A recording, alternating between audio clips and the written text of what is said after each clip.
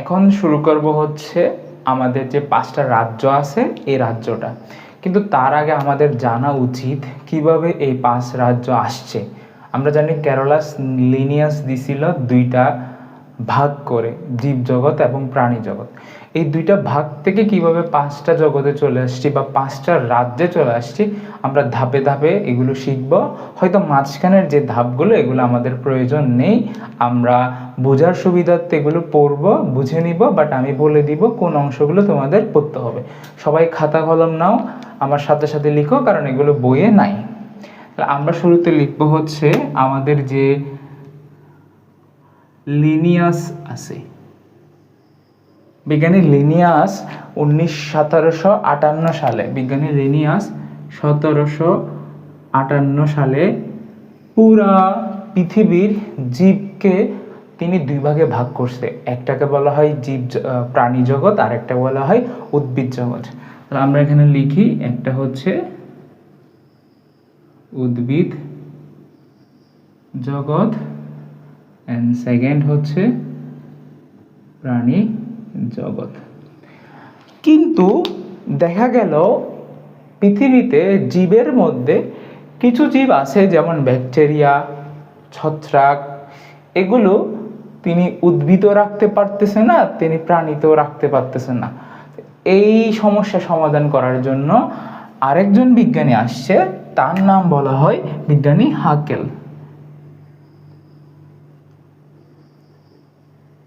বিজ্ঞানী হাকেল আসছে। এখন বলে এখানে কয়টা কিংডম? এখানে হচ্ছে 2টা কিংডম, এখানে 2টা কিংডম। আর বিজ্ঞানী হাকেল এসে উনি বলছে আচ্ছা ঠিক আছে, আমাদের গুরু লিনিয়াস বাবা উদ্ভিদ এবং প্রাণী দিয়ে গেছে, আমি হচ্ছে যেগুলো ওদের মধ্যে রাখা যায় না ওদেরকে নিয়ে একটা এক্সট্রা গোত্র, এক্সট্রা কিংডম বানাই দিয়ে চলে যাই। তো হাকেল এসে হচ্ছে একটা এক্সট্রা কিংডম বানানো শুরু করছে। এই এক্সট্রা কিংডমটার নামই হচ্ছে প্রোটিস্টা। আমার মনে হয় আমার লেখাগুলো এখানে আনতে হবে, তাই আমি একটু এখান থেকে লিখি। লিনিয়াস, তারপর হচ্ছে হাকেল, 1758। হাকেল কি করছিল? তিনি উদ্ভিদ জগৎকে উদ্ভিদই রাখছে, প্রাণী জগৎকে তিনি প্রাণী রাখছে। তিনি উদ্ভিদ জগৎকে সুন্দর করে ইংলিশে নাম দিয়ে রাখছে কি প্লান্টি, এটাকে ইনি রাখছে এনিমেলিয়া।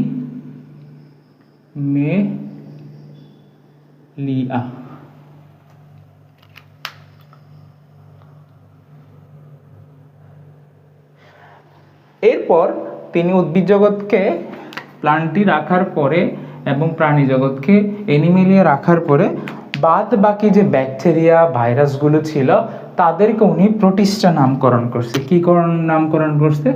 প্রোটিস্টা। তাহলে বলো এখানে কিংডম কয়টা? লিনিয়াসের ক্ষেত্রে কিংডম 2টা, এখানে কিংডম 1 2 3, 3টা কিংডম রাখছে। এর পরবর্তীতে এসে দেখা গেল হাকেল কোর্সটা কি বললাম, উনি হচ্ছে প্রাণী এবং উদ্ভিদের বাইরে গিয়ে যে জগৎটা আছে তাদেরকে নিয়ে প্রোটিস্টা নামকরণ করছে। এরপর আসে কোপল্যান্ড নামক আরেকজন বিজ্ঞানী।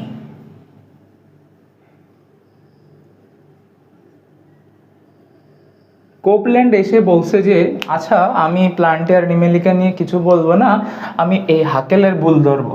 এই হাকেলের সালটা হচ্ছে 1866 আর কোপল্যান্ডের সালটা হচ্ছে 1956। উনি এসে বলতেছে প্রোটিস্টার ক্ষেত্রে 2 রকম আমি বস্তু দেখতে পাচ্ছি, একটা হচ্ছে তাদের নিউক্লিয়াস সুগঠিত, আর একটা হচ্ছে যাদের নিউক্লিয়াস সুগঠিত না। তো উনি হচ্ছে প্রোটিস্টাকে 2 ভাগে ভাগ করে ফেলছে। একটা হচ্ছে যে মানে প্রোটিস্টার একটা আলাদা রাজ্য বের করছে, উনি প্রোটিস্টাকে প্রোটিস্টা রাখছে, বাট যারা নিউক্লিয়াস সুগঠিত না তাদেরকে উনি রাখছে মনেরা।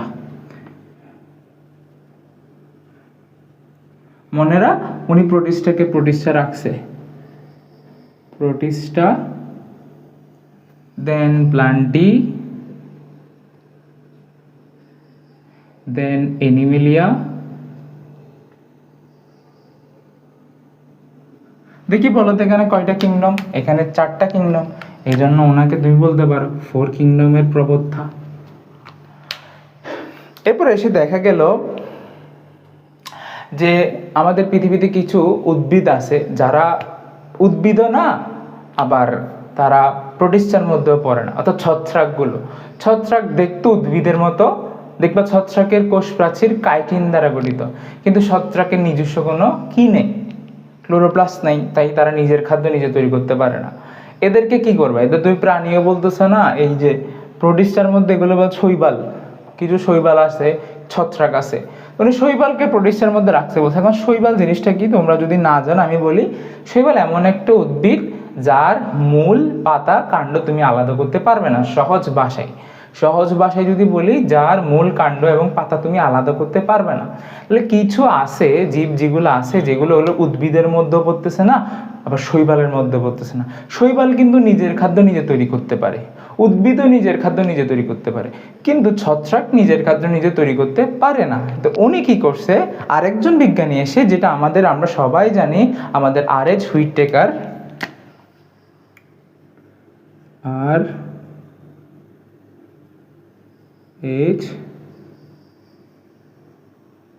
হুইটেকার, তিনি এসে নতুন একটা কিংডমের প্রবক্তা করলেন, যেটার নাম আমরা বলি ফানজাই।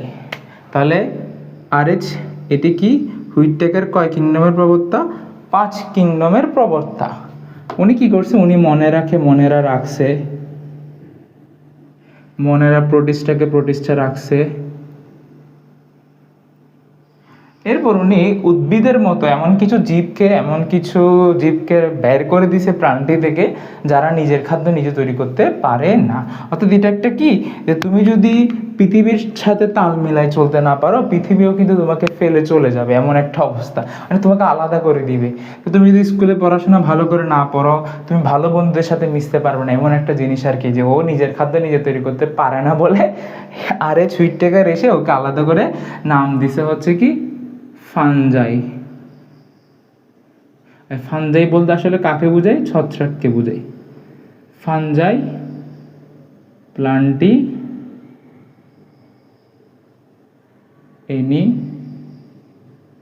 এনিমেলিয়া। এখন বলো তো এখানে কয়টা কিংডম? এখানে 5টা কিংডম। কিংডম বলতে আসলে রাজ্য বোঝায়। তাহলে আমি যদি এখানে সহজ করে লিখি, কিংডম বলতে কি বোঝায়? কিংডম বলতে রাজ্য বোঝায়। ঠিক আছে? তাহলে 5টা প্রবক্তা, এতটুকু পর্যন্ত আমরা সবাই, এই যে লিনিয়াস আর আর.এইচ. হুইটেকার কিন্তু আমরা বইয়ে পাই, বাট মাঝখানে যে কিভাবে 2টা থেকে হঠাৎ করে 5টায় চলে আসছে, এই প্রসেসটা আমরা জানি না। আমি তোমাদের আজকে ক্লিয়ার করে দিলাম যে কি ক্যারোলাস লিনিয়াস করছিল উদ্ভিদ এবং প্রাণীতে, কিন্তু দেখা গেল কিছু জীব আছে যারা উদ্ভিদও না, তারা প্রাণীও না।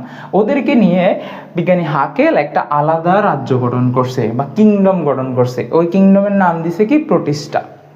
এখন দেখা গেল প্রোটিস্টা বলতে উনি ব্যাকটেরিয়াকে বুঝেছে, বাট কিছু ব্যাকটেরিয়া আছে যারা সুগঠিত নিউক্লিয়াস বিশিষ্ট, আবার কিছু ব্যাকটেরিয়া আছে যারা সুগঠিত নিউক্লিয়াস বিশিষ্ট না। তো যারা সুগঠিত না, তাদেরকে উনি আলাদা করে দিয়ে বলছে কি, তুমি মনু একা যাও, মানে মনেরা। তারপর হচ্ছে কি প্রোটিস্টা, বাকি 2টা উনি ঠিক রাখছে। এরপর আরেকজন বা কাবিল আসছে আমাদের পড়ালেখায়, সেটা হচ্ছে কি আর.এইচ. হুইটেকার। এসে কি করছে, উনি বলতেছে যে প্লান্টিতে কিছু জীব আছে যারা হচ্ছে যে ভালো না, ওরা দেখতে উদ্ভিদের মতো, কিন্তু ওদের কি নাই? ক্লোরোপ্লাস্ট নাই, তাই ওরা নিজের খাদ্য নিজে তৈরি করতে পারে না। এখন প্রশ্ন হলো, তোমরা কি কখনো ছত্রাক দেখেছো? ছত্রাক কি কখনো চোখে দেখেছো? আমার মনে হয় এখানে এমন কোনো স্টুডেন্ট নাই যে ছত্রাক দেখে নাই। তোমরা কখনো পচা কমলা দেখেছো? কমলা, এই পচা কমলার উপরে যে সাদা সাদা আবরণ দেখো, এগুলি আসলে ছত্রাক। অর্থাৎ কমলা যখন পচে যায়, তখন তার উপর সাদা একটা লেয়ার তৈরি হয়, এটাকে আমরা বলি হচ্ছে ছত্রাক। অর্থাৎ সহজ ভাষায় যদি বলি, ছত্রাক কোনগুলো? ওই সাদা সাদা বস্তুগুলোকে তুমি বলতে পারো ছত্রাক। এখন বলো, এতটুক পর্যন্ত তোমরা বুঝতে পারছো কি না যে ভাই আমি 5 কিংডম পর্যন্ত পড়ছি বা 5 রাজ্য। এরপর আমাদের বইয়ে আরেকটা আছে, সেটা হচ্ছে তোমার এখন গেল লিনিয়াস, হাকেল, কোপল্যান্ড, এরপর আসে ক্যাভলিয়ার।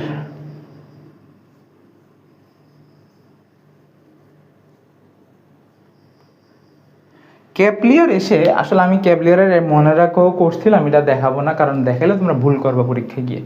ক্যাভলিয়ার মনে রাখছে, ও প্রোটিস্টাতে এসে বলতেছে, প্রোটিস্টা বলতে আসলে কাদের বোঝে। প্রথম আমরা তো বৈশিষ্ট্যগুলো আবার সামনে পড়বো, আমি না জাস্ট নর্মালি শুনি।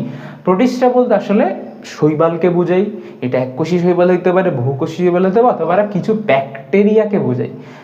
কিছু আমরা বলি ব্যাকটেরিয়া কই থাকে, ব্যাকটেরিয়া মনেরাতেও আছে, ব্যাকটেরিয়া প্রোটিস্টাতেও আছে। আবার বলতেছি, ব্যাকটেরিয়া মনেরাতেও আছে, প্রোটিস্টাতেও আছে।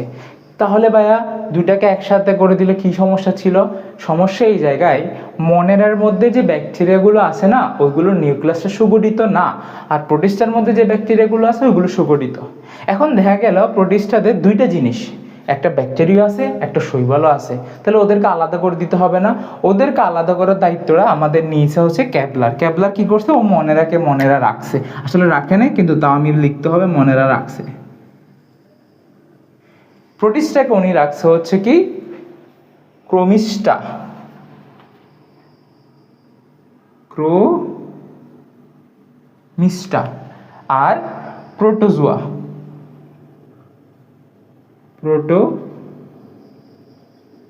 অর্থাৎ উনি এই প্রোটিস্টাকে দুই ভাগে ভাগ করছে, একটার নাম ক্রোমিস্টা, একটার নাম প্রোটিস্টা। আর উনি প্লান্টই রাখছে, ফানজাইকে ফানজাই রাখছে, অ্যানিমেলিয়াকে অ্যানিমেলিয়া। তাহলে কয়টা কিংডম হলো এখানে? 1 2 3 4 5 6টা, তাহলে 6 কিংডম। এটা তোমাদের এমসিকিউর জন্য গুরুত্বপূর্ণ যে 6 কিংডমের প্রবক্তা কে। 6 কিংডম বা 6 রাজ্যের প্রবক্তা যদি তোমাকে জিজ্ঞেস করা হয়, অবশ্যই আনসার দিবা ক্যাভলিয়ার স্মিথ। ওনার নামটার মধ্যে স্মিথ দিয়ে মনে রাখবা, স্মিথে এস আছে, 6-এ এস আছে। খুব সহজ না? ক্যাভলিয়ার স্মিথে এস, আবার আমাদের 6-এ এস। কেন? উনি প্রোটিস্টাকে দুই ভাগ করছে, একটার নাম ক্রোমিস্টা, একটার নাম প্রোটোজোয়া। এখন প্রশ্ন হলো, ক্রোমিস্টার প্রোটোজোয়া কেন ভাগ করছে? এই ক্রোমিস্টা হচ্ছে নিজের খাদ্য নিজে তৈরি করতে পারে না, যেমন ব্যাকটেরিয়াগুলো, আর প্রোটোজোয়াগুলো হচ্ছে নিজের খাদ্য নিজে তৈরি করতে পারবে। তারা হচ্ছে কারা? তারা হচ্ছে শৈবালগুলো। আমি আবার বলি, প্রোটিস্টাতে আমরা যখন প্রোটিস্টার উদাহরণটা দেখি, তোমরা একটু বই খুলে প্রোটিস্টার উদাহরণে দেখো যে এখানে লেখা আছে অ্যামিবা, প্যারামেসিয়াম, এককোষী এবং বহুকোষী শৈবাল। তো উনি কি করছে, ক্যাভলিয়ার কি করছে? অ্যামিবা হচ্ছে নিজের খাদ্য নিজে তৈরি করতে পারে না, এই জন্য তাকে রাখছে হচ্ছে কোথায়? ক্রোমিস্টাতে। কিন্তু শৈবালগুলো নিজের খাদ্য নিজে তৈরি করতে পারার কারণে তাকে রাখছে হচ্ছে প্রোটোজোয়াতে। আমার মনে হচ্ছে আমি অনেক ডিটেলসে আলোচনাটা করছি, তোমরা একটু লিখে ফেলো এবং বুঝছো কিনা কমেন্টে বলে দাও।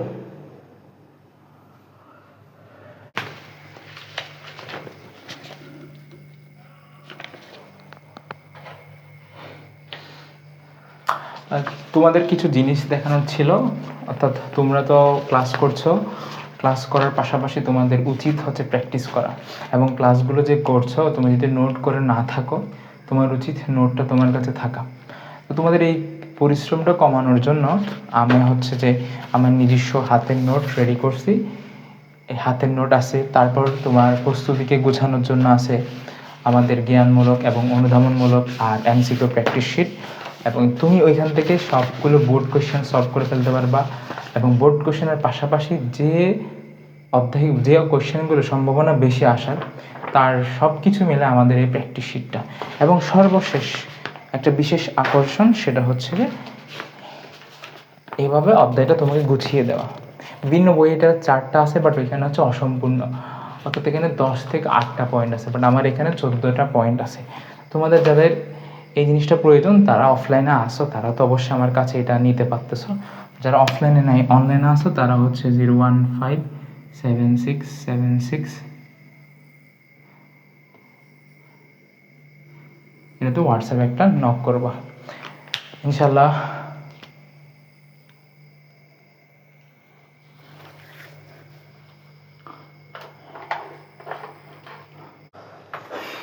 আচ্ছা, আমি মনে করতেছি হয়তো তোমরা এগুলো লিখে ফেলছো খাতায়, এখন আমরা এগুলো মুছে দিব।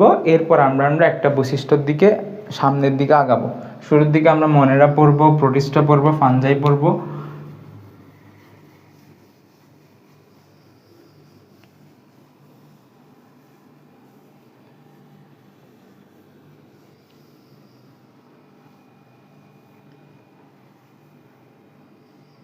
এর বাইরে আরেকটা জিনিস কিন্তু আমি এখানে বলি না, এটা আগের ক্লাসে বলে ফেলছি, যে সুপার কিংডম নামে একটা কিংডমসে যারা হচ্ছে যে মনেরা রাজ্যে, তাদেরকে সুপার কিংডম 1-এ রাখছে বিজ্ঞানী মার্গুলিস। এটা এখানে মধ্যে আলোচ্য বিষয় না, কিংডম আলাদা জিনিস। তো আমরা গত ক্লাসে যখন তোমাদের পড়িয়েছিলাম তখন বলছি কোনো একটা প্রাণীর বৈশিষ্ট্য লেখার ক্ষেত্রে কি কি বৈশিষ্ট্য তোমাকে লিখতে হবে। আমি যেহেতু আগে পড়িয়েছি ওই ক্লাসে, তাই আমি জাস্ট এই ক্লাসে একটু মুখে বলে দিব কি কি লাগবে। প্রথমত তাদের নিউক্লিয়াস সুগঠিত কিনা, দেন হচ্ছে তাদের সাইটোপ্লাজম আছে কিনা, তারপর হচ্ছে তোমার তারা কিভাবে খাদ্য গ্রহণ করে, তাদের বংশবৃদ্ধি, তাদের টিস্যুতন্ত্র, তাদের ভ্রূণ সৃষ্টি হয় কিনা। এখন আমি তোমাদের একটা জিনিস দেখাবো, এই যে আমি নিজে তৈরি করছি, তো যাদের প্রয়োজন পড়বে তারা আমাকে কিন্তু নক করে এটা নিবা, বাট এটা আমার হোয়াটসঅ্যাপ নাম্বারে নক করলে এটা তোমরা পেয়ে যাবা। আমরা এখন পড়বো হচ্ছে মনেরা নিয়ে।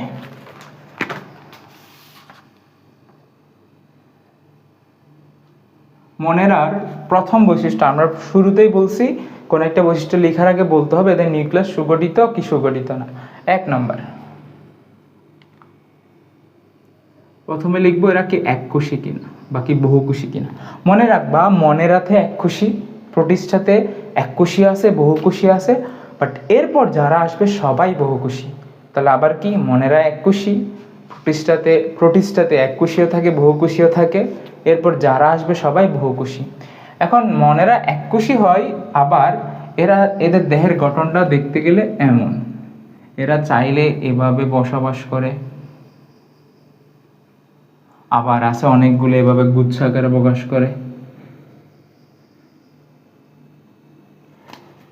তাহলে এরা এককোষী হইতে পারে এবং এরা সুতার মতো অবস্থান করে, এজন্য এটাকে বলা হয় কি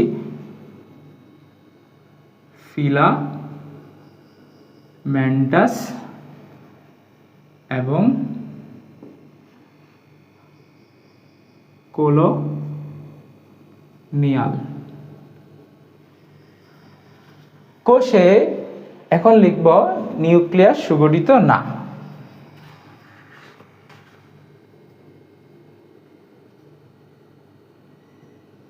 নিউক্লিয়াসে সুগঠিত না হওয়ার কারণেই কিন্তু বিজ্ঞানী মার্গুলিস তাকে সুপার কিংডম 1-এ অবস্থান দিয়েছিল। সুগঠিত না, তো যাদের নিউক্লিয়াস সুগঠিত না তাদের আসলে কোনো নিউক্লিওপ্লাজম, নিউক্লিয় মেমব্রেন, নিউক্লিওলাস এগুলো নেই, শুধু থাকে হচ্ছে ক্রোমাটিন বস্তু।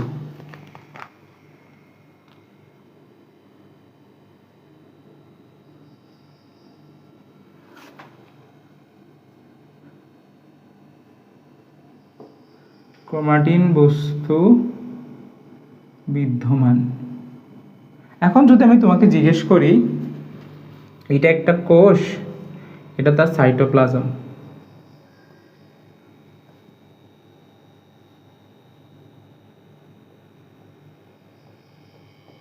এই সাইটোপ্লাজমের মধ্যে যদি নিউক্লিয়াসের কোনো আবরণ না থাকে, নিউক্লিয়াসের যে ক্রোমাটিন বস্তুগুলো আছে অর্থাৎ জালিগুলো, এগুলো সাইটোপ্লাজমে কিন্তু ছড়িয়ে ছিটিয়ে আছে। তো এটা এমসিকিউতে জিজ্ঞেস করে যে কোন রাজ্যের জীবের ক্ষেত্রে ক্রোমাটিন বস্তু সাইটোপ্লাজমে ছড়িয়ে ছিটিয়ে থাকে। নিউক্লিয়াসে শুধুমাত্র ক্রোমাটিন বস্তু বিদ্যমান এবং তা সাইটোপ্লাজমে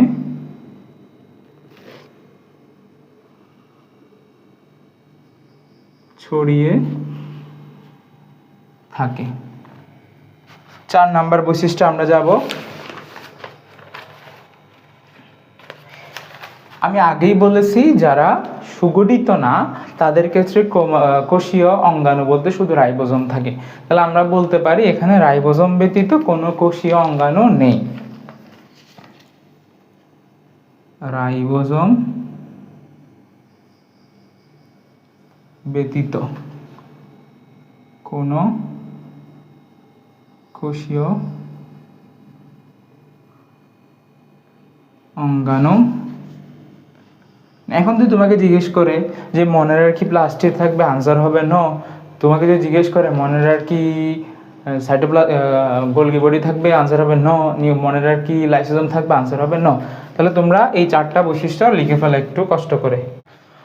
আচ্ছা, আমরা এখন 5 নম্বর বৈশিষ্ট্যের দিকে যাই, সেটা হচ্ছে কোষ প্রাচীর নিয়ে। আমি বলতেছি আবার, আমরা একটা অলরেডি চার্ট একটা করে ফেলছি, এটা তোমরা নিজেরাও করে ফেলবা। সব প্রাণীর সব বৈশিষ্ট্য, প্রাণী বলতেছি সব জীবের সব বৈশিষ্ট্য একসাথে আমি যেটা দেখাইছিলাম বড় করে, ওইটা করে ফেললে তোমরা একটু সহজে শিখতে পারবে আর কি।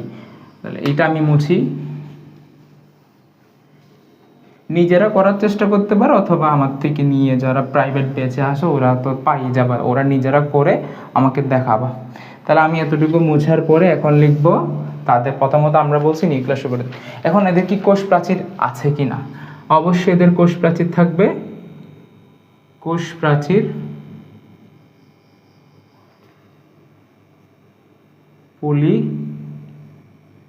পলিস্যাকারাইড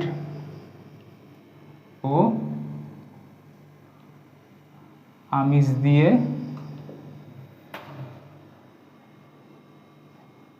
তৈরি।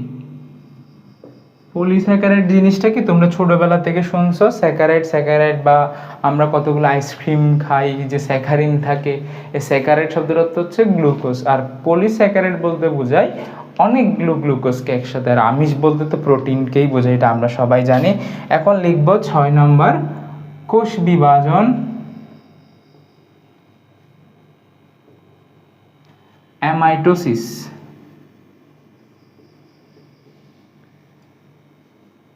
বা দ্বিবিভাজন প্রক্রিয়ায় হয়। দ্বিবিভাজন প্রক্রিয়ায় হয়। আর মাইটোসিস নিয়ে আমরা মাইটোসিস অনেক ডিটেলস আলোচনা করব, আপাতত এতটুকুর মধ্যে আমরা থাকব। 7 নাম্বার, আমাদের বই শুধুমাত্র দ্বিবিভাজন কথাটা লিখছে, বাট এটাকে আমরা এমসিকিউতে অ্যামাইটোসিস দিয়েও দেখতে পাই। তারপর শোষণ পদ্ধতিতে খাদ্য গ্রহণ করে। তবে কিছু কিছু ক্ষেত্রে যেসব ব্যাকটেরিয়া, আমার লেখা হয়তো সুন্দর দেখা যাবে না, দেহে এটাকে বলা হয় ক্লোরোফিল, যাদের দেহে হচ্ছে ক্লোরোফিল আছে, আমি নীল কালি দিয়ে লিখি, আর থাইলাকয়েড বিদ্যমান, থাইলাকয়েড বিদ্যমান, তারা সালোক সংশ্লেষণ প্রক্রিয়ায় খাদ্য তৈরি করে।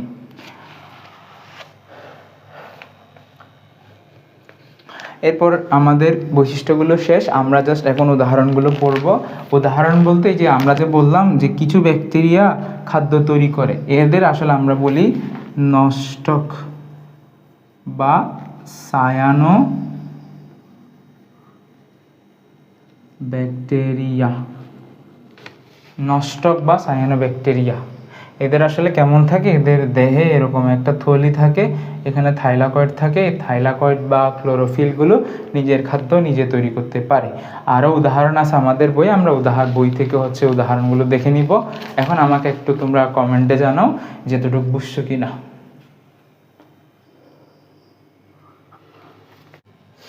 আচ্ছা, এই যে নষ্টক বা সায়ানোব্যাকটেরিয়া, এটাকে আরেকটা নাম দেওয়া হয়, এটাকে আমরা বলবো যে একটু কষ্ট করে লিখে ফেলো, এটাকে লেখা হয় হচ্ছে, এখানে হয়তো প্লেস হবে না, আমি আশা করতেছি তোমরা একটু লিখে ফেলছো, না হলে পজ করে এটা একটু লিখতে পারো সামনের দিকে গিয়ে নিয়ে গিয়ে।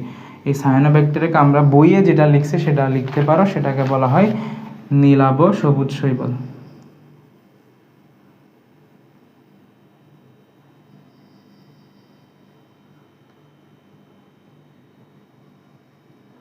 ঠিক আছে। একজন বলছিল আমাকে যে এগুলো বাইরের অনেকগুলো বইয়ে আছে, আমি যে বড় চার্টের কথা বলছি, তবে আমি বলে রাখি ওই চার্টগুলোতে যতগুলো পয়েন্ট আছে আমার চার্টটাতে তার চেয়ে আরও দ্বিগুণের কাছাকাছি পয়েন্ট আছে। আমার চার্টে আমি মনে হয় 14 থেকে 15টা পয়েন্ট আনছি, যেগুলো বাজারের অন্য বইগুলোতে এখন পর্যন্ত লিখে নেই। আমি সবগুলো বই দেখছি, আমি নিজ থেকে কিগুলো বানাই, আমি তো সবগুলো ঘেটে ঘুটে সব আলোচনা করে সব কিছু দেখে তারপর হচ্ছে অন্যান্য বই সাথে মিলানোর পরে এই জিনিসগুলো তৈরি করি। ওইখানে জনন কোষ নিয়ে কোনো কথা নাই, দেহকোষ নিয়ে কোনো কথা নাই, আর হেটারোট্রফিক নিয়ে কোনো কথা নাই, তারপর আরও অনেক কিছু ছিল, তারপর বিভাগ নিয়ে কোনো কথা নাই, ওইগুলো আমি সব ইনক্লুড করে দিছি। যদি বাইরে অন্যান্য জায়গায় এই জিনিসটা পাওয়া যেত তাহলে আমি এত কষ্ট করে তো রেডি করতাম না। আচ্ছা, আমরা মনের পর এখন যাব হচ্ছে প্রোটিস্টায়।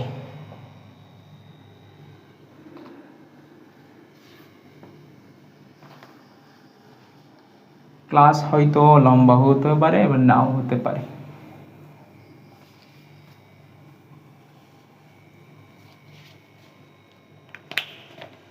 প্রোটিস্টার 1 নম্বর বৈশিষ্ট্য কিন্তু আমরা সবাই বলতে পারবো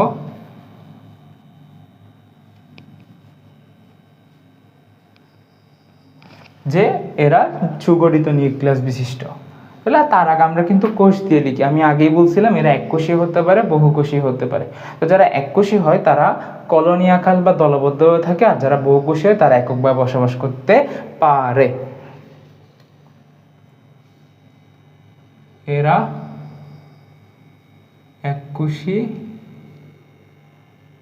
হলে কলোনিয়াল,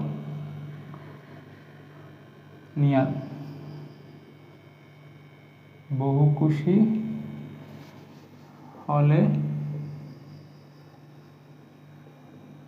এককভাবে বসবাস করে। 2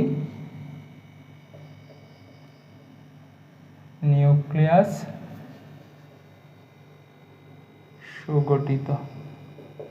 যাদের নিউক্লিয়াস সুগঠিত এবং তাদের সাইটোপ্লাজম নিয়ে সব অঙ্গাণু বিদ্যমান, তাহলে আমরা লিখতে পারি সাইটোপ্লাজমীয়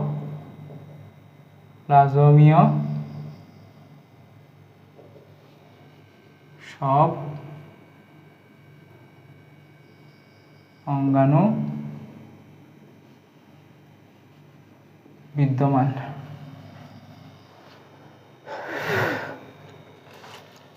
এখন সাইটোপ্লাজমের সব অঙ্গাণু বিদ্যমান তোমরা বইয়ে দেখবা, এখানে DNA, RNA, Golgi body, plastid, এগুলো তো আর বলার দরকার নেই, কারণ আমি বলেই দিয়েছি সাইটোপ্লাজমে সব কিছু বিদ্যমান।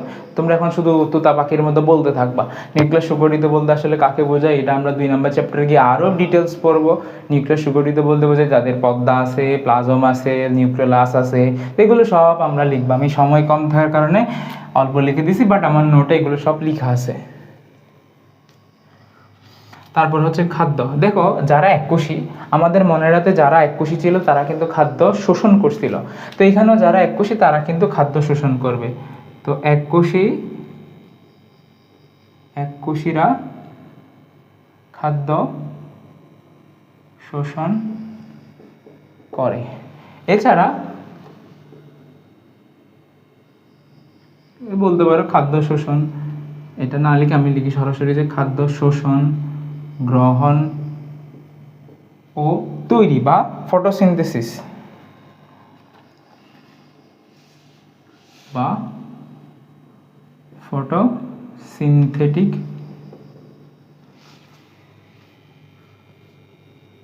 প্রক্রিয়ায় তৈরি করে। 5, এখন পড়ব তাদের প্রজনন নিয়ে। তো আমরা জানি প্রজনন 2 প্রকার, একটা যৌন প্রজনন আর একটা হচ্ছে অযৌন প্রজনন।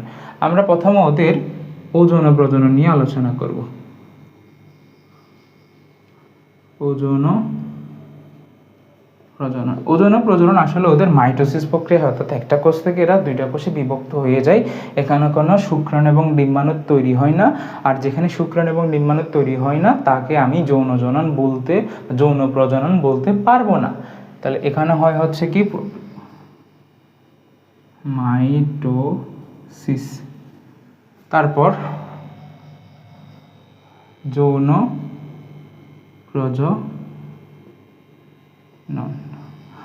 প্রজনন হচ্ছে কনজুগেশন, তারপর হচ্ছে আইসোগেমাস।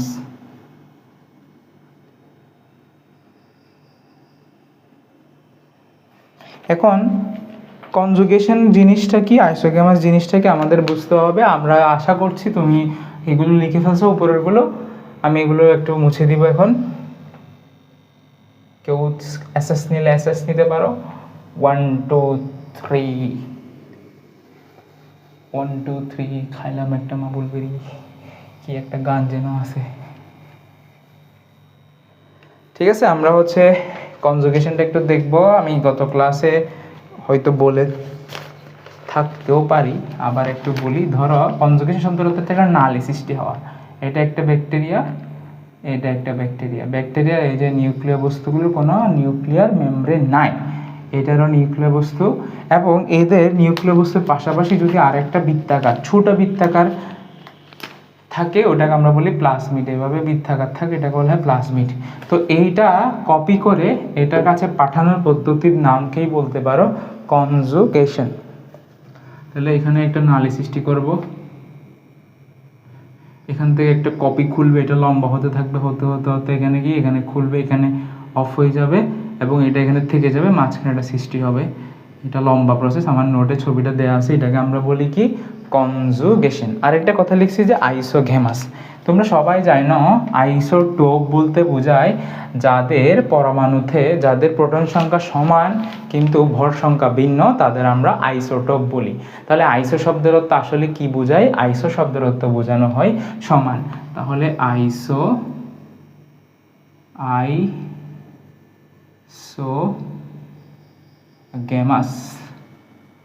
আইসো শব্দের অর্থ সমান, গেমাস শব্দের অর্থ জনন কোষ। দেখবা বইয়ে লেখা আছে যে যৌবনিকভাবে ভিন্ন কিন্তু গাঠনিকভাবে একই, এরকম একটি কথা আছে। বা গাঠনিকভাবে একই বা যৌবনিকভাবে ভিন্ন, এই জিনিসটা আসলে কেউ বোঝে না। আসলে বোঝায় যদি দুইটা জননকোষই হয় স্ত্রী জননকোষ, অথবা দুইটা জননকোষই যদি পুরুষ জননকোষ হয়, তখন তাদের বলা হয় আইসোগেমাস। আবার বলতেছি, যদি জননকোষ, আমরা জানি জননে দুইটা জননকোষ প্রয়োজন, যদি দুইটা জননকোষ দেখতে হুবহু একই রকম হয়, যেমন দুইটা দেখতে কেমন লাগতেছে পুং জননকোষের মতো, অথবা দুইটা দেখতে হুবহু স্ত্রী জননকোষের মতো, তখন আমরা তাকে বলি আইসোগেমাস। আর যদি আইসো না হয়, ভিন্ন হয়, তখন আমরা বলি অ্যানাইসোগেমাস। কারণ আমরা যদি মানুষের কথা চিন্তা করি, মানুষের শুক্রাণু আর ডিম্বাণু আকাশ পাতাল পার্থক্য, তুমি দেখেই চিনতে পারো এটা আসলে শুক্রাণু, এটা আসলে ডিম্বাণু। তো আমাদের ক্ষেত্রে এটা হবে হচ্ছে অ্যানাইসোগেমাস। তাহলে আমরা আইসোগেমাস অ্যানাইসোগেমাস পড়ে ফেলছি, উদাহরণগুলো তোমরা বই থেকে দেখে নিবা।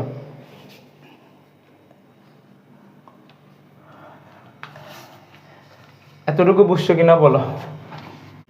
ওকে, আচ্ছা আরেকটা কথা এখন আমরা বলি, সেটা হচ্ছে যদি এখানে শুক্রাণু আর ডিম্বাণুর মিলনই না হয়, আমি আবার বলি, এখানে বলছে আইসোগেমাস। আইসোগেমাস বলতে কি দুইটা হুবহু একই রকম। এখন যদি শুক্রাণুর ডিম্বাণুর মিলনই না হয়, এখানে তো শুক্রাণু ডিম্বাণু তুমি পাচ্ছ না, পেলে দুইটাই শুক্রাণু পাবা, না পেলে দুইটাই ডিম্বাণু পাবা। তাহলে দুইটা তো ভিন্ন ভিন্ন পাচ্ছ না। দুইটা যদি ভিন্ন ভিন্ন না পাও, এখানে কোনো কি জাইগোট সৃষ্টি হবে? জাইগোট সৃষ্টি না হলে কি তুমি কোনো ভ্রূণ পাবা? তাই এখানে বলতে পারো যে কোনো ভ্রূণ সৃষ্টি হয় না, কোনো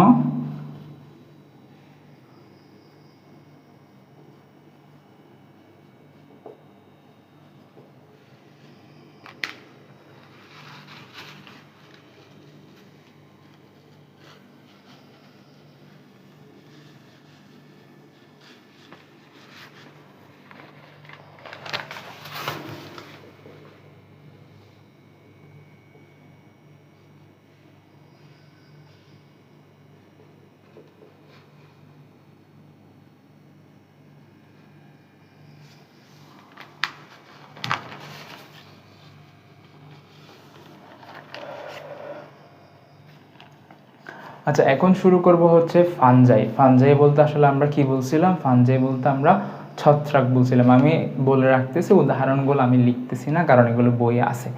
আমরা এখন পড়বো হচ্ছে ফানজাই নিয়ে বা ছত্রাক নিয়ে। ছত্রাক বলতে আসলে কি বুঝাইছি? ছত্রাক বসে হচ্ছে আমরা যে পচা কমলা থাকে, পচা কমলার উপর যে সাদা লেয়ারটা থাকে, ওই লেয়ারটা। এখন বলো ওই লেয়ারের উপর যে সাদা লেয়ারটা থাকে, আচ্ছা আমি বলেই তো দিলাম ওইটার রং কি সবুজ না সাদা? তুমি অবশ্যই আনসার দিচ্ছ মনে মনে, সেটা হচ্ছে সাদা। আর যারা পচা কমলা এখনো দেখো নেই, তারা গিয়ে হচ্ছে কলা গাছে একটু বেঁধে নিজের শরীর ঝুলাই দিতে পারো, কারণ তোমার ক্লাস 10-এ পড়ে, এতদিনে তো কখনো না কখনো পচা কলা দেখার কথা। আচ্ছা যাই হোক, যদি সাদা হয়ে থাকে, এখন তোমাকে আমি যদি উল্টা প্রশ্ন করি, যদি সাদা হয় এর মধ্যে কোনো ক্লোরোপ্লাস্ট প্লাস্টিক থাকবে?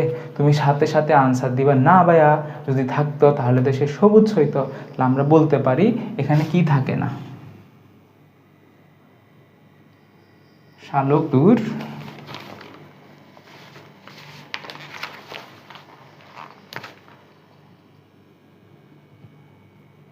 শালক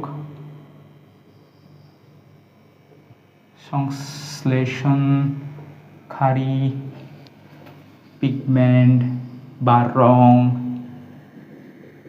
না থাকায় এরা মৃত জীবী বা পরজীবী। এই জিনিসটা কি, যদি তোমার সালোক সংশ্লেষণ না করতে পারে সে তো খাবার পাবে না। সে যদি খাবার না পায়, সে কি হাত আছে যে হাত দিয়ে খাবার গ্রহণ করবে? সে পারবে না। সে মৃত কোনো জীবের উপর ডিপেন্ড করে থাকবে, সে অন্য কোনো জীবের উপর ডিপেন্ড করে তার ক্ষতি করে বসে থাকবে। তো এই জন্য বলা হয় এরা মৃতজীবী বা পরজীবী। এই যে পচা কমলার উপর ক্ষতি করে পচা কমলাটা নষ্ট করে দিছে। তারপর আমরা একটু পড়বো তারা দেখতে আসলে কেমন। তারা দেখতে আসলে ঠিক আমি যেভাবে আঁকলাম এইভাবে।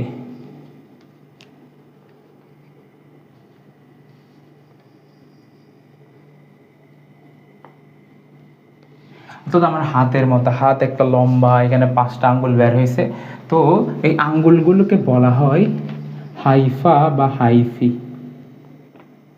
আর পুরাটাকে বলা হয় হচ্ছে মাইসেলিয়াম।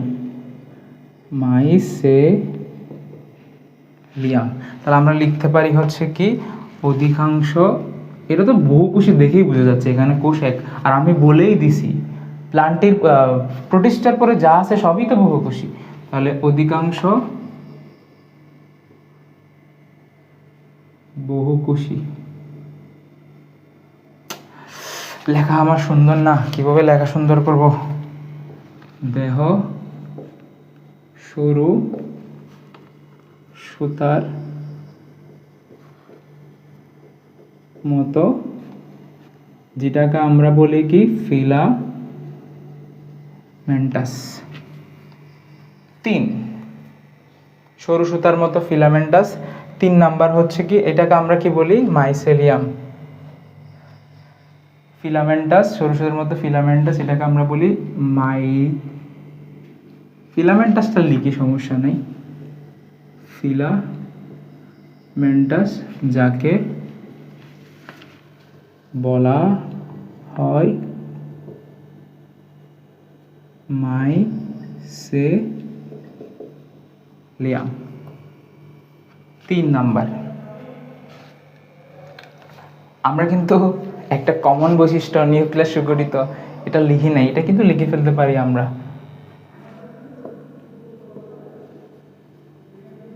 নিউক্লিয়াস সুগঠিত 4 নাম্বার।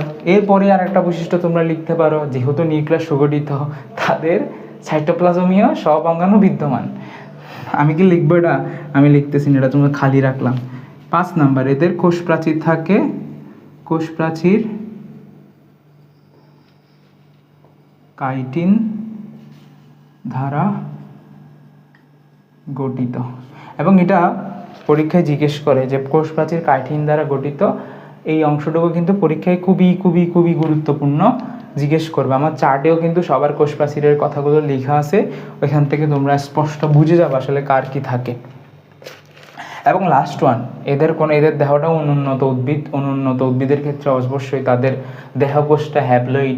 তো হ্যাপ্লয়েড থেকে তার জনন কোষ, আমি হ্যাপ্লয়েডকে অর্ধেক করতে পারি না, এজন্য তাদের যে স্পোর সৃষ্টি হবে। স্পোর জিনিসটা কি? আমরা প্রাণীদের ক্ষেত্রে যে শুক্রাণু ডিম্বাণু বলি, মসৃণের উদ্ভিদের ক্ষেত্রে আমরা শুক্রাণু ডিম্বাণু উচ্চারণ না করে একসাথে বলে ফেলি স্পোর। তাহলে এদের বংশবৃদ্ধির আসলে কিসের মাধ্যমে হবে, হ্যাপ্লয়েড না ডিপ্লয়েড? এদের দেহকোষটাই হ্যাপ্লয়েড, এরা কীভাবে ডিপ্লয়েড দিয়ে বংশবৃদ্ধি করবে? এই জন্য বলবে যে হ্যাপ্লয়েড স্পের দ্বারা বংশবৃদ্ধি করে। 6 নাম্বার, হ্যাপ্লয়েড স্পোর দ্বারা বংশ বৃদ্ধি করে। উদাহরণ কি, পেনিসিলিয়াম, এটা কিন্তু গুরুত্বপূর্ণ। আচ্ছা, আমরা মনেরা, প্রোটিস্টা, ফানজাই শেষ করছি। এখন আমরা আলোচনা করব প্লান্টি নিয়ে। আমার মনে হয় আজকেই শেষ করে চলে যাও অ্যানিমেলিয়া পর্যন্ত, রেকর্ড করে ফেলি যে আজকেই তুমি জীবনের আমার সাথে সবচেয়ে বড় ক্লাস করছো।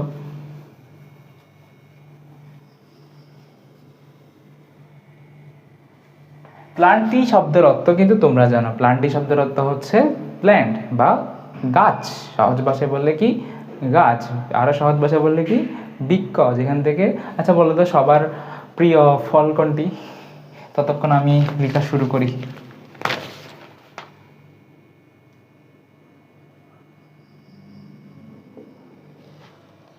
প্লান্টি বহুকোষী জীব। অবশ্যই একটা গাছকে একটা কোষ দ্বারা তৈরি, একটা গাছকে যদি বলে একটা কোষ, সবাই তোমার বলবে পাগল। তাহলে গাছ অবশ্যই বহুকোষী জীব। তারপর ওরা শালুক সংশ্লেষণ করে, যেটা ফানজাই পারে নাই। এই কারণে আমাদের কোন বিজ্ঞানী যেন, আমাদের হচ্ছে কোপল্যান্ড বিজ্ঞানী এই প্লান্টি থেকে ফানজাইকে বাদ করে দিছিল, যে শালুক সংশ্লেষণ করে নিজের খাদ্য নিজে তৈরি করতে পারে। 2 নাম্বার, আমাদের যে কোষ প্রাচীর ওইটা ছিল হচ্ছে, ওখানে ফানজাই ছিল তোমার কাইটিন, এখানে কোষ প্রাচীরটা হবে হচ্ছে কি সেলুলোজ দ্বারা তৈরি।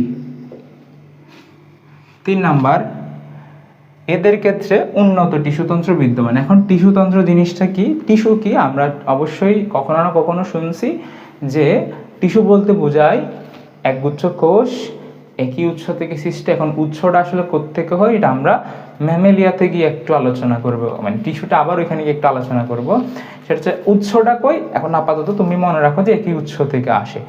উৎসটা কোনগুলো এটা আমি পরে দেখাবো। তাহলে একগুচ্ছ কোষ একই উৎস থেকে আসবে এবং একই কাজ সম্পন্ন করবে। যেমন আমার হাতের যে কোষগুলো, এগুলো কিন্তু একগুচ্ছ কোষ, একসাথে অনেকগুলো কোষ হয়েছে। তারপর এগুলো উৎপন্ন হয়েছে হচ্ছে আমাদের দেহের বাইরের যে লেয়ারটা ছিল ওইটা থেকে, এটা আমি পরে বলবো। দেন এরা আমাকে মিলে প্রোটেক্ট করতেছে বাইরের ধুলাবালি, আবর্জনা, তারপর হচ্ছে বিভিন্ন ক্ষতিকারক পোকামাকড় থেকে। এদেরকে আমরা বলবো হচ্ছে কি টিস্যু। তো টিস্যু যখন একসাথে কাজ করে তখন আমরা বলি টিস্যুতন্ত্র। বাট তোমরা পরীক্ষায় মনে রাখবা, পরীক্ষার জন্য মনে রাখবা, প্ল্যান্টি হচ্ছে উন্নত টিস্যুতন্ত্র আর অ্যানিমেলিয়া হচ্ছে জটিল টিস্যুতন্ত্র। আমাদের টিস্যুতন্ত্রগুলো অনেক অনেক অনেক জটিল, অনেক কিছুর সাথে একসাথে মিলে জুলে, মানে আমাদের বডিতে তো হাজার হাজার টিস্যুতন্ত্র সিস্টেম আছে, আমাদেরগুলো জটিল, ওদের ক্ষেত্রে হচ্ছে কি উন্নত।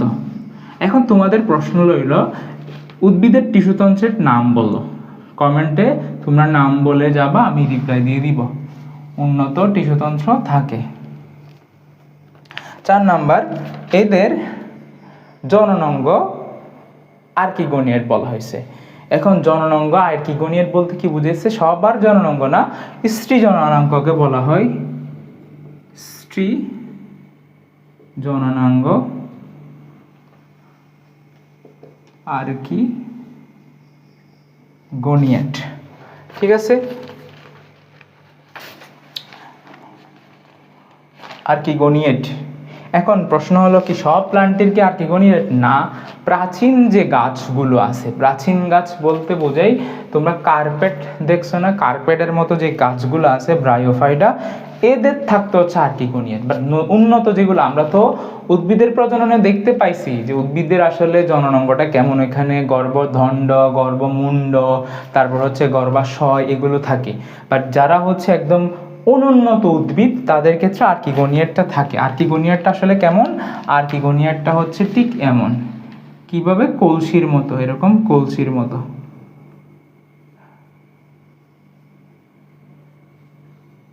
এখানে ডিম্বাশয়টা থাকতো, যেখানে ডিম্বাণু উৎপন্ন হয়, ডিম্বকটা থাকতো আর কি, ডিম্বাণু উৎপন্ন হয়। তো এটাকে আসলে আর্কিগোনিয়াট বলা হয়। এখন আমরা সবাই জানি উদ্ভিদের ক্ষেত্রে উদ্ভিদের প্রজনন যখন পড়ি তখন দেখি হচ্ছে ওদের একটা থাকে মাইক্রোস্পোর, একটা থাকে ম্যাক্রোস্পোর, মাইক্রো একটা ম্যাক্রো একটা, অর্থাৎ তাদের কাছে কিন্তু আমরা উদ্ভিদের যৌন জনন পড়েছি। উদ্ভিদের যদি যৌন জনন হয় তাদেরকে আমি কি আইসোগ্যামাস বলবো না অ্যানাইসোগ্যামাস বলবো? আমরা যখন ফানজাইয়ের আগে পড়ছিলাম তখন বলছিলাম অ্যানাইসোগ্যামাস, বাট এখানে বলবো তাদের যেহেতু আমি আলাদা করতে পারি, বলা যায় একরকম শুক্রাণুর ডিম্বাণুর মিলনের ফলে জাইগোট সৃষ্টি হবে, জাইগোট থেকে একটা আমরা কিন্তু উদ্ভিদের প্রজননে এগুলো সুন্দর করে দেখছিলাম যে কিভাবে যে জাইগোট সৃষ্টি হয়। সামনে আমরা আবার দেখব যখন আবার উদ্ভিদ প্রজননটা পড়ব, তাই যারা আগে পড়ো নেই তাদের টেনশন করার কিচ্ছু দরকার নেই বা কোনো দরকার নেই। এখন আপাতত মনে রাখবা যে যেহেতু তাদের স্ত্রী জননাঙ্গতা আর্কিগোনিয়েট কখন, যখন আমি বলবো অনুন্নত উদ্ভিদ। যদি উন্নত উদ্ভিদ বলি তাদের ক্ষেত্রে হবে হচ্ছে অ্যানাইসোগ্যামাস, তাদের যৌন জননটা হবে অ্যানাইসোগ্যামাস। অর্থাৎ 5 নাম্বার তাদের যৌন প্রজনন হবে অ্যানাইসোগ্যামাস।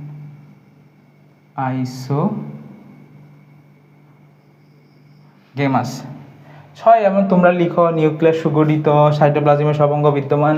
আমি এত কিছু আর লিখতে পারবো না বাবা, অনেক লিখে ফেলছি, তোমরা নিজেরা খালি রাখবা। দেন আমরা জানি উদ্ভিদ থেকে ফুল পাই, এই জন্য এদেরকে বলবো কি সপুষ্পক। এরা সুপুষ্পক বা সপুষ্পক বলা হয়, সপুষ্পক। সপুষ্পক। এখন আমরা প্লান্টটিকে বিভিন্নভাবে 5টা রাজ্যে ভাগ করি, এই 5টা রাজ্যটা আমরা একটু দেখব। 5টা রাজ্যটা দেখে আমরা আজকে ক্লাস শেষ করব। তোমাদের বাড়ির কাজ থাকবে হচ্ছে ম্যামেলিয়া পর্বটা নিজেদের মতো গুছিয়ে নিয়ে আসা। নেক্সট ক্লাসে আমরা ম্যামেলিয়া পর্বটা নিয়ে একটু আলোচনা করে দেন শ্রেণীবিন্যাসে যাব আর কি।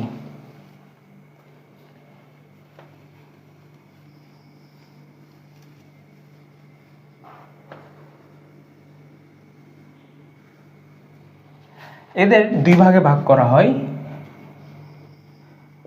একটা হচ্ছে যাদের টিস্যুতন্ত্র আছে, তন্ত্র বা টিস্যু সংবহন তন্ত্র বা টিস্যু সংবহন তন্ত্র বলতে যারা পানি বহন করার জন্য জাইলেম এবং ফ্লোয়েম নামক অঙ্গাণুগুলো থাকে, অঙ্গাণুগুলো সংবহন আছে, আর একটা তো হচ্ছে নাই বা বিহীন বলছে বই। যাদের আছে তাদেরকে আমরা বলি 3 ভাগে ভাগ করছি। একটা হচ্ছে টেরিডোফাইটা, আর একটা নগ্নবীজি, একটা আবৃত বীজি, আর এটার নাম হচ্ছে কি ব্রায়োফাইটা। এখন তোমাদের বইয়ে টিস্যু সংবহনতন্ত্র যাদের আছে তাদের একটা এক্সট্রা নাম দিছে, যাদের নাই তাদের এক্সট্রা নাম দিছে। তোমরা একটু কষ্ট করে ওই নাম দুইটা দেখে নিয়ে, বইয়ে যেহেতু আছে আমি আর লিখিনি। টেরিডোফাইটা বলতে বুঝে আসলে তোমরা যারা ডেকি শাক দেখছো কিনা বলো। ডেকি শাক দেখতে ঠিক এমন।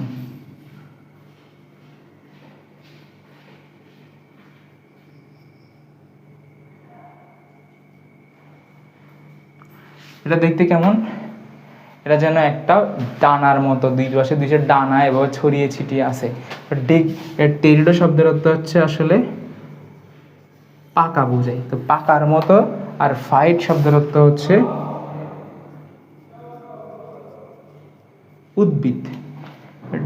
টেরিডো শব্দের অর্থ আসলে শাখা, আর ফাইট শব্দের অর্থ উদ্ভিদ। তাহলে যেসব উদ্ভিদের পাকার মতো কোনো পাকার মতো দেখতে, তাদের আমরা বলবো হচ্ছে কি টেরিডোফাইটা। আর নগ্নবীজ যারা, এটা বর্তমানে হচ্ছে খুব রেয়ার দেখা যায়, এগুলো নাই বলতে পারো, বিলুপ্তি পাই। অর্থাৎ যাদের বীজটা আমি যদি একটা আম খাই, আমের বীজ কি আমি বাইরে থেকে দেখবো? আনসার আসবে নো। আমের বীজ আমরা বাইরে থেকে দেখবো না, খাওয়ার পরে দেখতে পাবো। কিন্তু নগ্নবীজির ক্ষেত্রে দেখা যায় তাদের কোনো ফল হয় না, ফল না হয় তাদের বীজগুলো আমরা বাইরে থেকে দেখতে পারি। তাহলে এটা হচ্ছে বিলুপ্ত প্রায়। আর আবৃত বীজ হচ্ছে আম। আর ব্রায়ো শব্দের অর্থ, ফাইটা শব্দের অর্থ কার্পেট। আর ফাইটা শব্দটা তো আমি আগেই বলছি উদ্ভিদ। তাহলে কার্পেট জাতীয় উদ্ভিদ বলতে কি বোঝায়? তোমরা যারা পুকুর ঘাটে নেমে যখন গোসল করতে নামো, যারা পুকুরে চিনো আর কি, পুকুর গেছো, আশা করি সবাই পুকুর দেখছো, পুকুরের ঘাটে দেখবা সবুজ সবুজ কিছু কার্পেটের মতো ছড়িয়ে ছিটিয়ে আছে, ছড়িয়ে ছিটিয়ে সুন্দর করে একটা কার্পেটের মতো আস্তরণ দিয়ে রাখছে। তো ওদেরকে বলা হয় আসলে ব্রায়োফাইটা।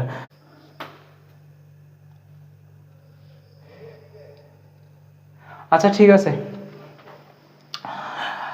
আমরা মনেরা, প্রোটিস্টা, প্লান্টি, ফানজাই এই 4টা পর্ব শেষ করছি।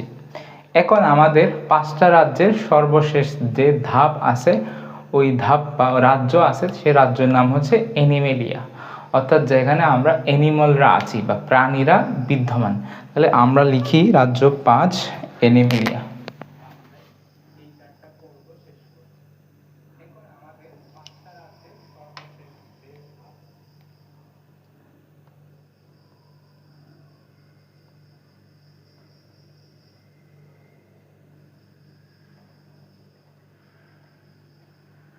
অ্যানিমেলিয়া বলতে আসলে কাদের বোঝায়? অ্যানিমেলিয়া বলতে আসলে আমাদেরকে বোঝাচ্ছে। তা আমরা জানি শুরুতে আমরা কোষ নিয়ে আলোচনা করি, তারা কি এককোষী নাকি বহুকোষী? তাহলে এক হচ্ছে এরা বহুকোষী। আমরা অবশ্যই বহুকোষী জীব। দেন আমরা লিখতে পারি আমাদের নিউক্লিয়াস সুগঠিত কি সুগঠিত না। অবশ্যই তোমরা আনসার দিবা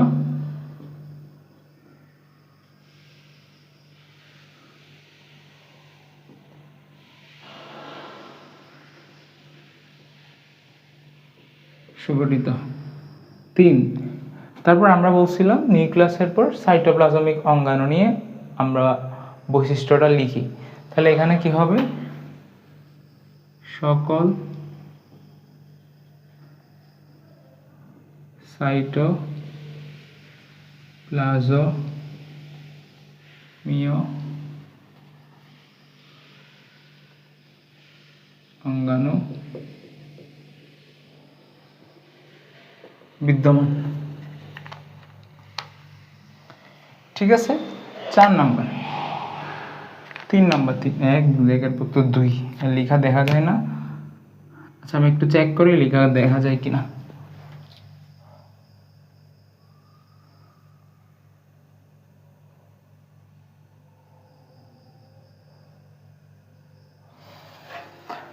ইনশাআল্লাহ দেখা হবে আবার তোমার সাথে। আচ্ছা, এরা বহুকোষী জীব, নিউক্লিয়াস সুগঠিত, সকল সাইটোপ্লাজমীয় অঙ্গাণুটা কি করবে? বিদ্যমান থাকবে।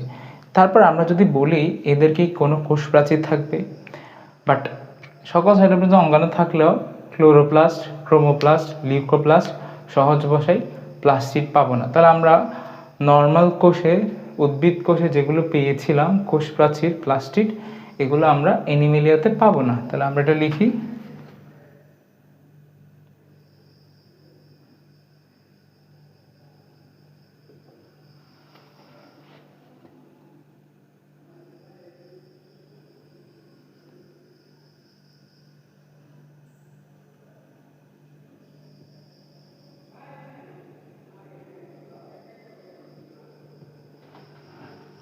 প্লাস্টিড যদি অনুপস্থিত হয় আমরা নিজের খাদ্য নিজে তৈরি করতে পারবো না।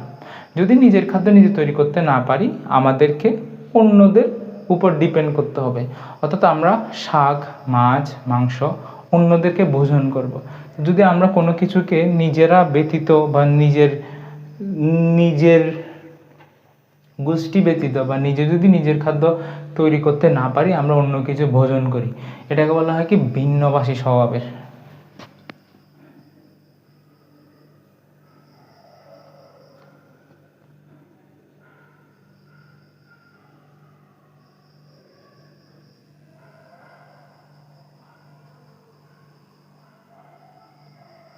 আর ভিন্নভাষী স্বভাবকে আমরা বলি হচ্ছে কি হেটারোট্রফিক।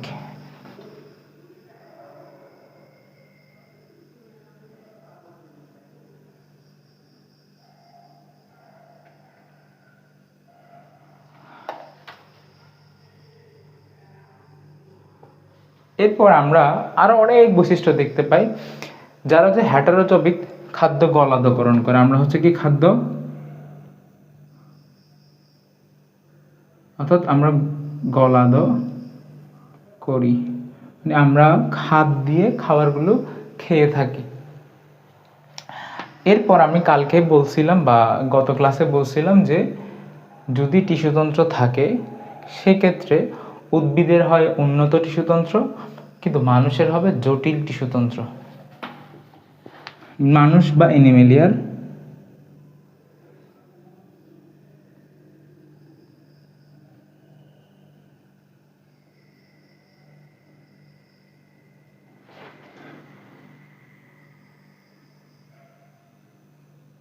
জটিল টিস্যুতন্ত্র বিদ্যমান, যেমন রক্ত সংবহন তন্ত্র, শ্বসনতন্ত্র, এই তন্ত্রগুলোকে বলা হয় হচ্ছে কি জটিল টিস্যুতন্ত্র। এরপর আমরা পরের পয়েন্টে যাব, সেটা হচ্ছে কি 6 নম্বর। আমরা জানি আমাদের দেহকোষ ডিপ্লয়েড, আমাদের দেহকোষ অবশ্যই ডিপ্লয়েড। আমাদের ডিপ্লয়েড দেহকোষ থেকে অবশ্যই হ্যাপ্লয়েড স্পোর বা শুক্রাণু এবং ডিম্বাণু উৎপন্ন হয়। তাহলে আমরা বলতে পারি হ্যাপ্লয়েড গ্যামেট। স্পোর বলা যাবে না, যেহেতু আমরা উন্নত প্রাণী, আমাদের স্পোর বলা যাবে না, আমাদের বলতে হবে জনন কোষ। তাহলে ডিপ্লয়েড, পূর্ণাঙ্গ ডিপ্লয়েড দেহকোষ থেকে স্ত্রী জনন কোষ ডিম্বাণু, পুংজনন কোষ শুক্রাণু উৎপন্ন হয় এবং এদের নিষেকের ফলে জাইগোট সৃষ্টি হয়। জাইগোট থেকে ভ্রূণ হয়, ভ্রূণের 3টা লেয়ার থাকে যাদের আমরা বলি অ্যাক্টোডার্ম, অ্যান্ড্রোডার্ম, মেসোডার্ম। এই কথাটা আমি লিখবো। তোমরা দেখতেছো হয়তো আমার ঘুম আসতেছে, কারণ আমি প্রায় 16 ঘন্টায় ঘুমাইছি, এখনো 2 থেকে 3 ঘন্টাও হবে না, 2 ঘন্টায় হবে না আমার মনে হচ্ছে। গত 16 ঘন্টায় 2 ঘন্টায় ঘুমাইছি, আজকে পরীক্ষা ছিল। কি বলছি হচ্ছে কি পূর্ণাঙ্গ ডিপ্লয়েড দেহকোষ থেকে বা পূর্ণাঙ্গ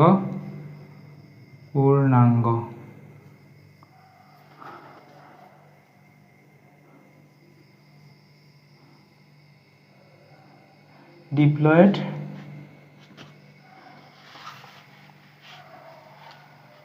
পুরুষ এবং স্ত্রী জননাঙ্গ। অবশ্যই মনে রাখবা জননাঙ্গ আমার দেহের একটা পার্ট। দেখা যায়, হ্যাঁ দেখা যায়। পরনির্ভরশীল, হ্যাঁ। কোষগহ্বর নাই, হ্যাঁ। এখানে বলতে পারো এটা পরনির্ভরশীল, কোষগহ্বর নাই। জননাঙ্গ ইজ এ পার্ট অফ দেহকোষ। এই জননাঙ্গ থেকে উৎপন্ন হবে কি পুরুষ গ্যামেট, আর এটা হচ্ছে স্ত্রী গ্যামেট। এই পুরুষ গ্যামেট এবং স্ত্রী গ্যামেট মিলিত হয়ে কি উৎপন্ন করবে, আমি লেখাগুলো মুছে দিচ্ছি, আশা করি তোমরা লিখছো। না লিখলে এখনই স্ক্রিনশট নিয়ে নাও। 1 2 3।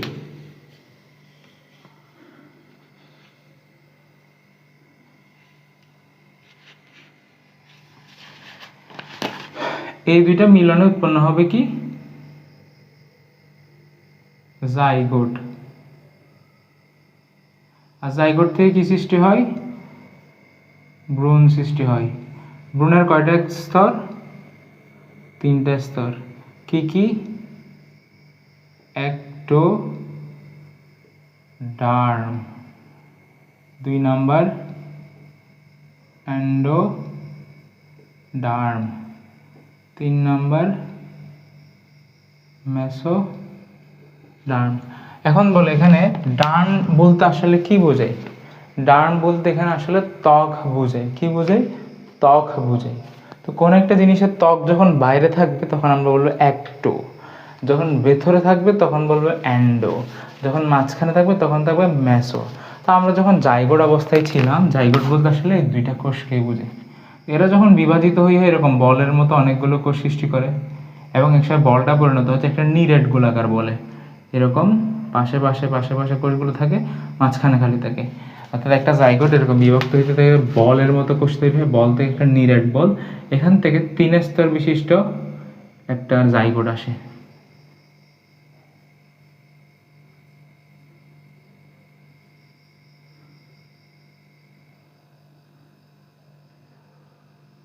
3 স্তর বিশিষ্ট একটা জাইগোট আসে। এই 3 স্তর বিশিষ্ট জাইগোটকে নিষেক ঘটবে, হ্যাঁ নিষেক ঘটবে। 3 স্তর বিশিষ্ট জাইগোট থেকে উৎপন্ন হবে, এটাকে আমরা বলি হয় মরুলা, ব্লাস্টুলা, এগুলো তোমরা জানবে না, আপাতত মনে রাখবা 3টা ভ্রূণ স্তর।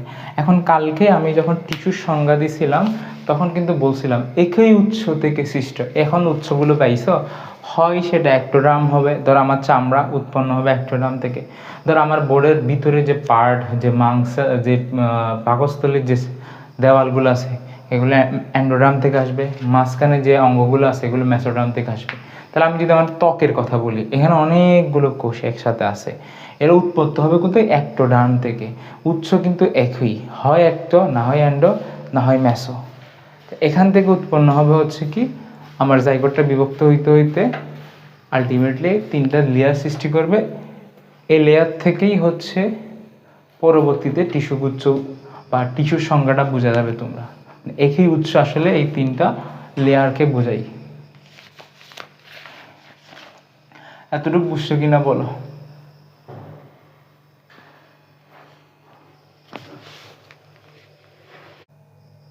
আচ্ছা, স্তরগুলো আমি একটু বিস্তারিত বলি, তোমরা হয়তো ভালো করে বুঝো না, আমি এগুলো মুছি। স্তরগুলো আমি একটু বিস্তারিত বলি।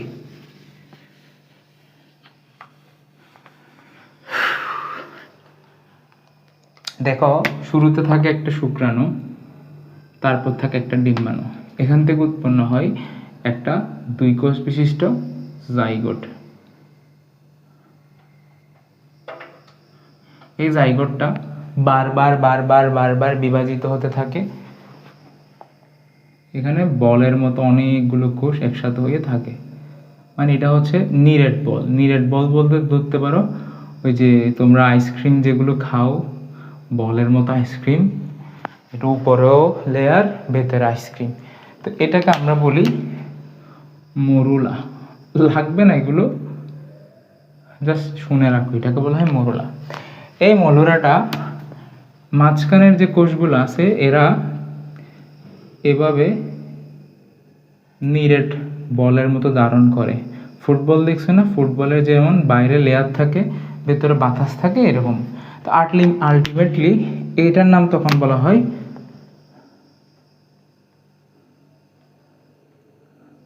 ব্লাস্টুলা। দেন এখান থেকে এটা 3 স্তর বিশিষ্ট হয়। 1, তারপর ধরো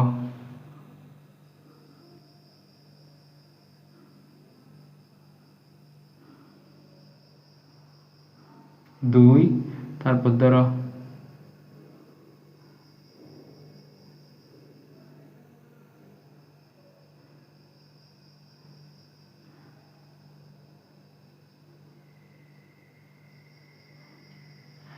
3। তো যেটা সবার ভেতরে থাকে এটার নাম আমরা বলি অ্যান্ডো, যেটা মাঝখানে থাকে এটাকে বলা হয় মেসো, যেটা বাইরে থাকে এটাকে বলা হয় অ্যাক্টো। আমরা জানি ডার্ম বলতে আসলে ত্বক বোঝায় বা লেয়ার বোঝায়, তাহলে যেটা সবার ভেতরে এটাকে বলে অ্যান্ডোডার্ম, ভেতরটাকে বলে মেসোডার্ম, একটুকে বলে অ্যাক্টোডার্ম। এখন যদি জিজ্ঞেস করা হয় অ্যানিমেলিয়া প্রাণীদের ভ্রূণের কয়টা স্তর থাকবে, তোমরা অবশ্যই আনসার দিবা যে ভাইয়া 3টে স্তর থাকে। স্তরগুলো কি কি? অ্যাক্টোডার্ম, অ্যান্ডোডার্ম এবং মেসোডার্ম।